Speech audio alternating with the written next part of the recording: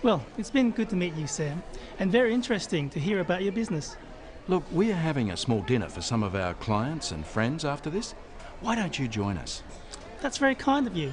I'll just check with my associate whether they have other arrangements for us. Well, your associate is most welcome to join us too. Thank you. Excuse me. Walter. This is Sam Eriks from Eriks Imports. He has very kindly invited us to a dinner. Yes, would you like to join us? Unfortunately, I have another engagement, but thank you for the invitation. Well, perhaps you could join us after that for a drink. Sounds great. I'll be happy to. Where shall we meet? How about the lounge bar here at about 10? I'll see you then. Excuse me. Lynn, Victor's joining us for dinner. Oh, wonderful. I hope you don't mind. Of course not. You're most welcome. Well, shall we make a move? Would you mind if I just say goodbye to a few people? No problem. We'll see you outside in a few minutes. Okay.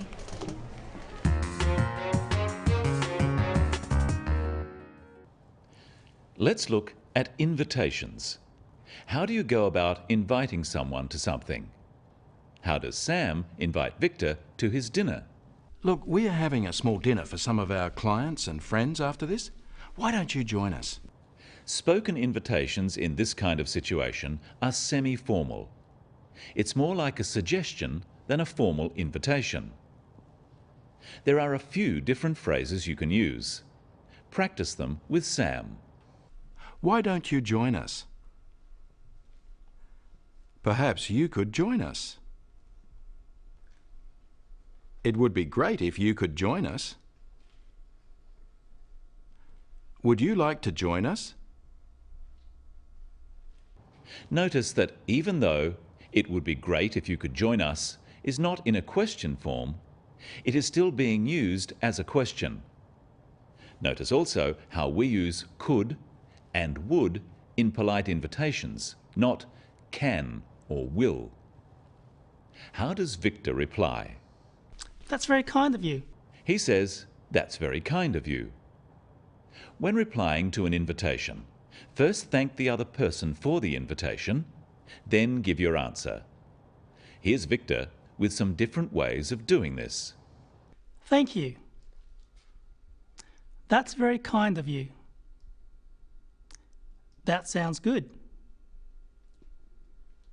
And you can put them all together like this. Thank you. That's very kind of you. Sounds good. After thanking the person who asked, you need to give an answer. Either accept the invitation, or don't accept the invitation, or give a reason why you can't answer. What does Victor do? That's very kind of you. I'll just check with my associate whether they have other arrangements for us. Victor says he has to check with someone else. If there are other arrangements, Victor would make an excuse. When refusing an invitation, you should give a reason. Look at this. Would you like to join us? No thanks. Oh, right. It's rude just to say no without a reason. And the reason should be a good one. Look again. Would you like to join us? No thanks. It doesn't sound very interesting. Oh. Sam would rightly be offended by that reply. So what are some ways of making a polite excuse? Listen to Walter. Yes, would you like to join us? Unfortunately, I have another engagement, but thank you for the invitation. Walter doesn't need to say what his other engagement or appointment is, just that he has already made another commitment. Notice that he still thanks Sam for the invitation. Practice with Walter some other ways of making an excuse. Unfortunately, I have another engagement. I'm afraid I have another commitment. I can't, I'm sorry. Perhaps another time. By saying perhaps another time, Walter is being polite and friendly rather than just declining the invitation. Notice that he says, "I can't." This implies that he has another commitment without having to say what that commitment is. This is acceptable in business. Sam and Walter make another arrangement. Watch how they do this. Well, perhaps you could join us after that for a drink. Sounds great. I'll be happy to. Where shall we meet? How about the lounge bar here at about 10? I'll see you then. Sam says, perhaps you could join us after that for a drink. By saying perhaps, he is leaving the invitation open. Walter is under no pressure to accept. Practice these phrases using perhaps with Sam. Perhaps you'd like to join us later.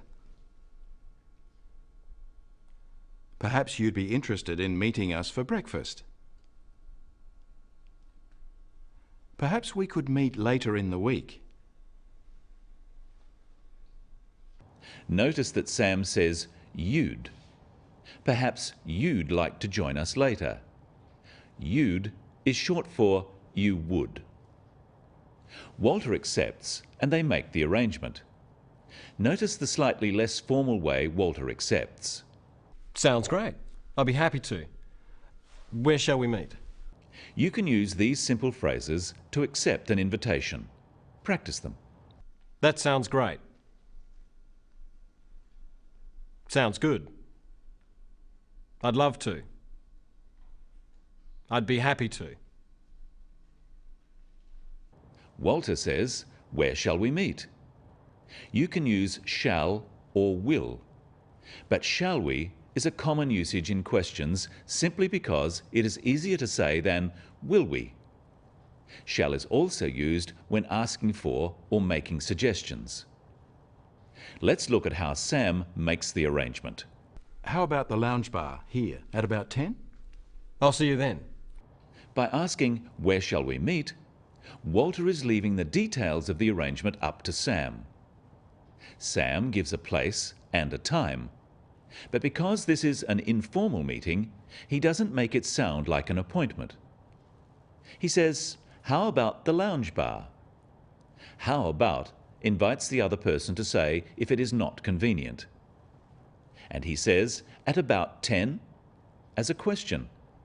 This also leaves room for the other person to suggest a different time.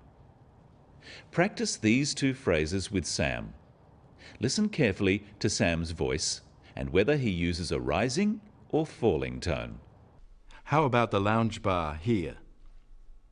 About 10? Walter confirms the arrangement by saying, I'll see you then. This is now a definite commitment and an end to the arrangement. Notice how the stress is on the word then to confirm that the time is definite. Try saying this, I'll see you then. Let's have a look now at the end of the scene. There are some more useful phrases. Lynn, Victor's joining us for dinner. Oh, wonderful. I hope you don't mind. Of course not. You're most welcome. Well, shall we make a move? Would you mind if I just say goodbye to a few people? No problem. We'll see you outside in a few minutes. Okay. Victor says, I hope you don't mind. It's a polite way of asking for someone else's approval. But Lynn can't really say no since Victor is listening. But Lynn politely confirms the arrangement. Practice how she does this. Of course not. You're most welcome. What are the main points we've learned today? When inviting someone informally, make it sound like a suggestion. That way, if someone can't accept, they don't feel so bad. Why don't you join us? Instead of, I invite you to join us. And if you need to make an excuse, don't just refuse an invitation. Give a reason and apologize. I'm sorry, I have another commitment. When confirming details, use an upward inflection. About 10 sounds like an order, but about 10 is asking whether it's convenient for the other person. That's all for today on the Business of English. See you next time.